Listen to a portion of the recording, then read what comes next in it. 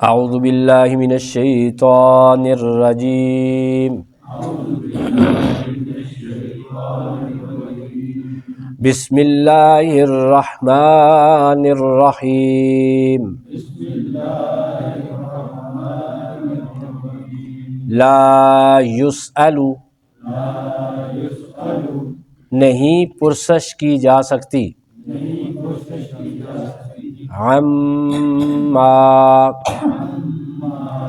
اس کام کی یفعل جو وہ کرتا ہے وہم اور ان سب سے یسألون باز پرس ہوگی صدق اللہ العظیم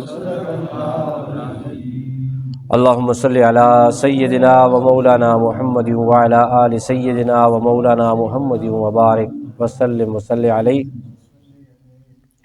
حاضرین محترم، سامعین اور ناظرین، دورہ تفسیر القرآن سورہ انبیاء آیت نمبر 23 کے ساتھ آپ کی خدمت پہ حاضر ہیں۔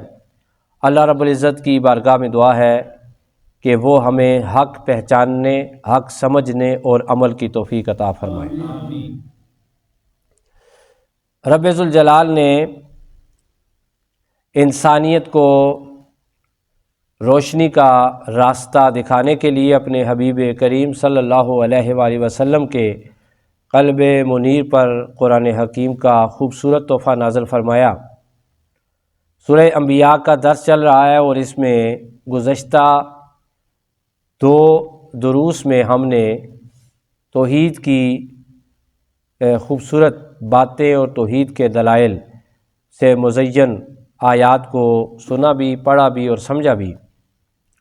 آج کے درس میں اور آج کی تلاوت کردہ آیت میں ایک نیا سبق، نیا عنوان، اور خدا تعالیٰ نے اپنی قدرت کاملہ اور اپنی الوہیت اور قدرت کا ایک نیا گوشہ ہمارے سامنے رکھا ہے، اور یہ ہمارے دلوں پر، دماغوں پر دستک ہے، اور دنیا والوں کے سامنے اللہ تعالیٰ نے ایک ایسا سوال رکھا ہے، اور اسی سوال کے اندر جواب ہے کہ دنیا کے اندر تم جن جن خداؤں کو پوجتے ہو اور جنہیں کارساز سمجھتے ہو اور اپنے تئیں جنہیں تم نے بڑا بنایا ہوا ہے، ان کے پاس اختیار کتنا ہے؟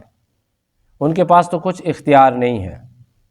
اللہ پاک فرماتا ہے لا یسأل عما یفعل، کہ وہ رب تو وہ ہے، سچا رب تو سچا رب تو وہ ہے جو وہ کرتا ہے۔ لا یسأل، دنیا کے اندر کسی کی اتنی جرت نہیں ہے کہ وہ یہ پوچھ سکے کہ رب تو نے یہ کیوں کیا اور یہ کیوں کرتا ہے۔ کوئی بندہ، کوئی حیوان، کوئی چرند، کوئی پرند، کوئی زیرو اللہ کی بارگاہ میں یہ سوال نہیں کر سکتا۔ اللہ فرماتا ہے کہ میں اتنا خود مختار ہوں، سبحان اللہ، میں اتنا خود مختار ہوں اور میرے اختیار کا دائرہ بہت وسیع ہے، زمین سے آسمان تک، فرش سے عرش تک، مشرق اور مغرب اور شمالاً جنوباً، تمہاری آنکھیں اور تمہاری سوچیں اور تمہاری پروازیں اور تمہاری طاقت تھک کر جہاں پہ گر جاتی ہے، ختم ہو جاتی ہے، وہاں سے آگے بھی ہماری خدائی ہے جو تمہیں نظر نہیں آتی، وہاں بھی ہمارا اختیار ہے، زمین کی تہوں میں بھی ہمارا اختیار ہے، آسمان کی بلندیوں پر بھی ہمارا اختیار ہے، اور ہم جو کچھ کرتے ہیں، جو فیصلہ کر دیتے ہیں، جو نافذ کر دیتے ہیں، جو کر دیتے ہیں، لا یسأل عما یفعل، وہ رب تو وہ ہے۔ اے حبیب آپ فرمائے نا، رب تو وہ ہے کہ کوئی اس کی بارگاہ میں سوال نہیں کر سکتا، پرسش نہیں کر سکتا، اس کا امتحان نہیں لے سکتا، اس کے اوپر حاکمیت نہیں کر سکتا، اس سے کوئی پوچھنے والا نہیں ہے۔ اور پھر فرمایا وَهُمْ يُسْأَلُونَ، ساری دنیا کی جتنی مخلوق ہے، جتنے لوگ ہیں، اللہ فرماتا ہے کہ ہم پھر ان سے سوال کریں گے۔ وہ سارے کے سارے ایسے ہیں دنیا کے اندر کہ ان سے سوال ہوگا، کسی کی اتنی جرأت نہیں ہے کہ جو ایک لمحہ بھر کے لیے ہماری نظروں سے ہٹ جائے یا حساب سے بھاگ سکے، کوئی بھی نہیں۔ دیکھیں اللہ تعالیٰ کا اختیار اتنا اعلیٰ، اس کے باوجود اللہ کو کوئی پوچھنے والا نہیں، اللہ کے فیصلے پہ کسی کا فیصلہ نہیں ہے، لیکن دیکھیں اللہ پھر بھی عدل کرتا ہے، اللہ پھر بھی کہتا ہے ہم ظلم نہیں کرتے، اللہ پھر بھی رحم کرتا ہے، اللہ پھر بھی کرم کرتا ہے، اللہ پھر بھی انسانوں سے محبت کرتا ہے، اور اللہ انتقام بھی کسی سے نہیں لیتا اگر وہ توبہ کر لے۔ لیکن اگر وہ توبہ نہ کرے تو اللہ نے پہلے سزا دی ہوئی ہے۔ اب دنیا میں بہت سارے لوگ ایسے ہیں جو اعمال کے انبار لگا رہے ہیں، کئی لوگوں کو آپ دیکھیں گے سجدے میں پڑے ہوئے ہیں، قرآن کی تلاوت، طواف، حج، زکوٰۃ، سب کچھ ہے، اور خدا کو اگر پسند نہ آئے تو ان کے سارے اعمال ضائع ہیں۔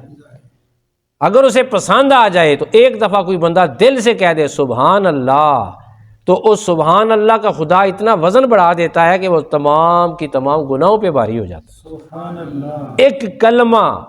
ایک کلمہ لا الہ الا اللہ محمد الرسول اللہ، اس کا اتنا ثواب ہے، حضور فرماتے ہیں ساتوں آسمان و زمین جو ہیں بھر جائیں ایک کلمہ پڑھنے سے تو ممکن ہے۔